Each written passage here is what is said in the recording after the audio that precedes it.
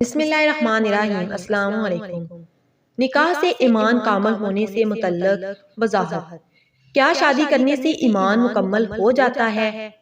نکاح سے نصف ایمان کی تکمیل سے متعلق ایک حدیث حضرت انس رضی اللہ تعالیٰ عنہ سے روایت ہے کہ وہ فرماتے ہیں کہ رسول اکرم صلی اللہ علیہ وآلہ وسلم نے فرمایا، جس بندہ نے نکاح کر لیا اس نے اپنا آدھا دین مکمل کر لیا، اب اسے چاہیے کہ باقی آدھے دین کے بارے میں اللہ تعالیٰ سے ڈرتا رہے۔ تشریح اس کی یہ ہے کہ انسان کے جسم میں دو چیزیں ایسی ہیں جو عام طور پر دین میں نقصان اور فساد کا سبب بنتی ہیں، شرمگاہ اور پیٹ۔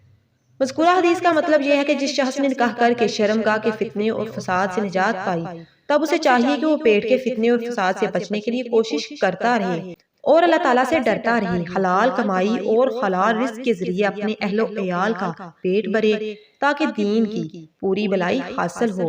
اس لیے اگر کوئی شخص پہلے سے ہی پیٹ اور دیگر فتنوں سے بچتا رہا ہو تو نکاح کر کے اپنی شرمگاہ کے فتنے سے بھی بچ جاتا ہے اور اس کو دین کی پوری بھلائی حاصل ہو جاتی ہے۔ امید ہے یہ ویڈیو بہت زیادہ انفارمیٹیو رہی ہوگی، اسے دوسروں کے ساتھ بھی لازمی شیئر کریں، ویڈیو کو لائک کریں۔